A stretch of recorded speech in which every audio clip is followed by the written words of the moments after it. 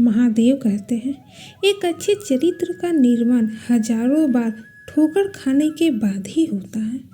अपने जीवन एक लक्ष्य पर निर्धारित करो, अपने शरीर को उस एक लक्ष्य में भर दो और हर दूसरे विचार को अपनी जिंदगी से निकाल दो। यही सफलता की कुंजी है। किसी दिन जब आपके सामने कोई समस्या ना आए तो आप सुनिश्चित हो सकते हैं कि आप गलत मार्ग पर चल रहे हैं। जिंदगी का रास्ता बनाया नहीं मिलता, स्वयं को बनाना पड़ता है। जिसने जैसा मार्ग बनाया उसे वैसे ही मंजिल मिलती है। संभव की सीमा जानने का केवल एक ही तरीका है, असंभव से भी आगे निकल जाना। जीवन में ज़्यादा रिश्ते होना जरूरी नहीं है, पर जो रिश्ते हैं उनमें जीवन होना जरूरी है। जितना बड़ा संघर्ष होता है, जीत उतनी ही बड़ी होगी। दिन भर में आप स्वयं से एक बार बात जरूर करें, अन्यथा आप एक बेहतरीन इंसान से मिलने का मौका चूक जाएंगे। जिस तरह से विभिन्न स्रोतों से उत्पन्न धाराएं अपना जल समुद्र में मिला देती है, उसी प्रकार मनुष्य द्वारा चुना हर मार्ग, चाहे अच्छा हो या बुरा, भगवान तक जाता है। किसी की निंदा न करें। अगर आप मदद के लिए हाथ बढ़ा सकते हैं तो जरूर बढ़ाएं, और अगर नहीं बढ़ा सकते तो अपने हाथ जोड़िए, उन्हें आशीर्वाद दीजिए और उन्हें उनके मार्ग पर जाने दीजिए। हम वो हैं जो हमारी सोच ने हमें बनाया है, इसलिए इस बात का ध्यान रखिए कि आप क्या सोचते हैं। दुनिया में किसी भी चीज का घमंड अस्थायी है, पर जो जीवन केवल वही जी रहा है जो दूसरे के लिए जी रहा है। बाकी सब जीवित से अधिक मिथ्य है। जिस शिक्षा से हम अपना जीवन निर्माण कर रह सकें, मनुष्य बन सके, चरित्र गठन कर सके और विचारों का सामंजस्य कर सके, वही वास्तव में शिक्षा कहलाने योग्य है। भय और अधूरी इच्छाएं समस्त दुखों का मूल है। लगातार पवित्र विचार करते रहें। बुरे संस्कारों को बदलने के लिए एकमात्र समाधान यही है। पुराने समय की बात है, एक राजा था। एक दिन गुप्तचरों ने सूचना दी कि पड़ोसी राज्य हम पर हमला करने वाले हैं। गुप्तचरों ने बताया कि खबर एकदम पक्की है। सिर्फ 3 दिनों के भीतर पड़ोसी राज्य अपनी विशाल सेना के साथ हम पर हमला कर देगा। उनकी सेना इतनी बड़ी है कि उनका सामना करना बहुत मुश्किल है। राजा बेहद चिंतित हो गया, परेशान हो गया। राजा ने तुरंत सभा बुलाई और सभी लोगों से सलाह मांगी कि अब हम लोगों का मरना तय है। अगर किसी व्यक्ति के पास कोई सुझाव या युक्ति है तो वो बता सकता है।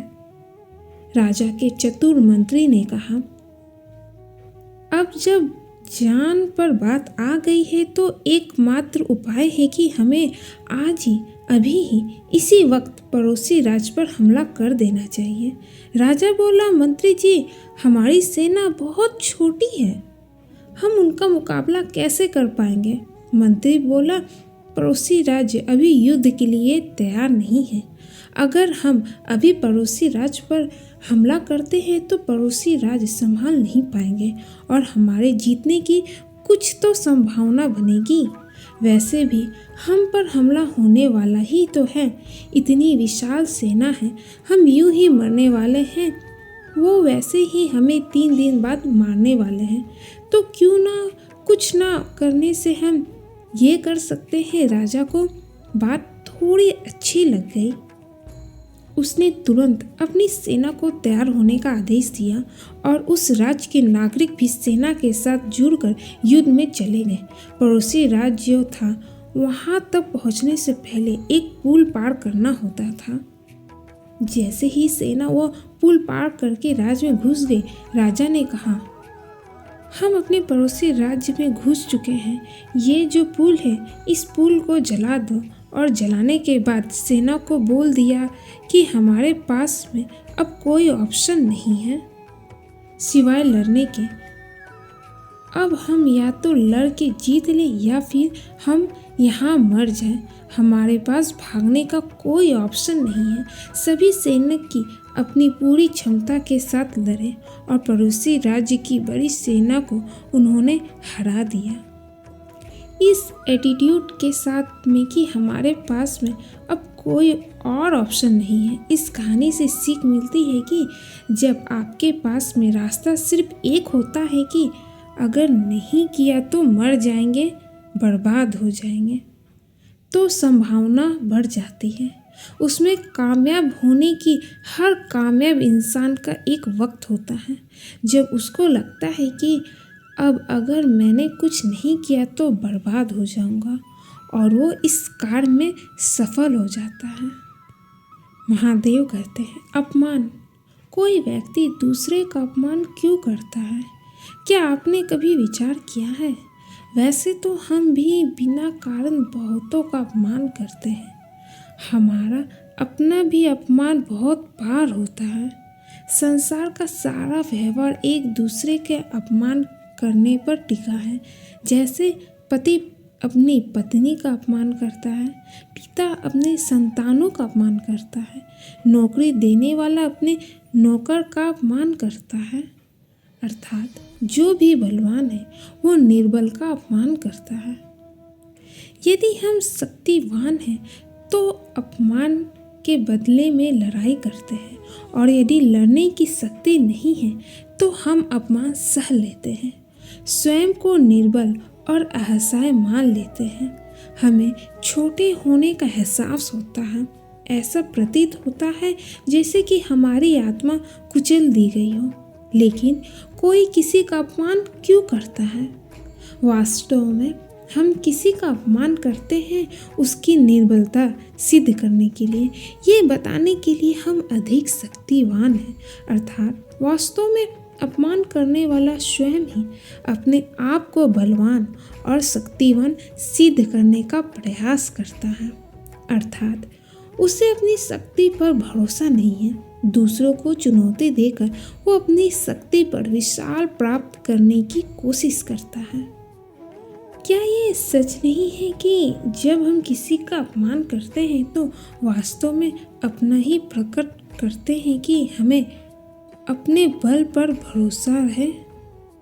हमें संसार एक अविरल संघर्ष प्रतीत होता है। हम अपने निकट आने वाले सभी लोगों का अपना प्रतिद्वंदी मानते हैं, फिर वो पति या पत्नी ही क्यों ना हो। हमें निरंतर लगता है कि हमें अपनी शक्ति सिद्ध करनी होगी, अन्यथा हमारा शोषण होगा, हम किसी के गुलाम बन जाएंगे। लेकिन क्या कभी आपने विचार किया है कि दूसरों को प्रतिद्वंदी अर्थात दुश्मन मानने के बदले हम उसे अपना सहयोगी मान लें? उसे यदि प्रेम करें तो उसका अपमान करना आवश्यक ही नहीं होगा। किंतु प्रेम करने के लिए आत्मविश्वास आवश्यक है। जिसे अपनी शक्ति पर विश्वास नहीं, वो प्रेम कर ही नहीं सकता। अर्थात जिसका हृदय आत्मविश्वास से भरा होता है वो अपमान करता है, न अपमान को स्वीकार करता है। मिलते हैं फिर किसी ऐसे ही नए वीडियो में। हमेशा हंसते रहे और मुस्कुराते रहे। हर हर महादेव।